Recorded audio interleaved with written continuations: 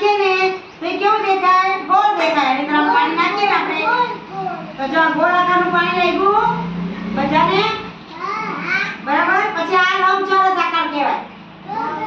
આમાં આપણે પાણી નાખીએ ને તો એનો આકાર લંબચોરસ થઈ જાય. પાણીને જે પાત્રમાં નાખો, જેવા પાત્રમાં એવો એનો રૂપ ધારણ કરે, બરાબર. લંબચોરસમાં નાખો તો લંબચોરસ આકાર દેખાય. આ કેવો કહેવાય? ચોરસ કહેવાય.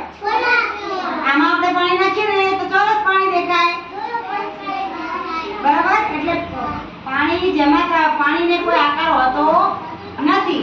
જે પાત્રમાં નાખો એ પાત્રનો આકાર ધારણ કરે, બરાબર. એ પાણી આકાર વગરનું હોય.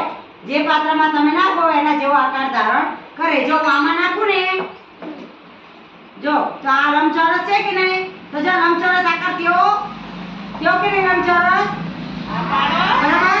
ગોળમાં નાખું તો ગોળ આકાર ધારણ કરે, બરાબર. એમ આને ગોળ કહેવાય, આને ચોરસ કહેવાય, પછી આને લંબચોરસ કહેવાય. એમાં ડબ્બો પણ ગોળ કહેવાય. આની અંદર નાખો એટલે ગોળ આકાર ધારણ કરે.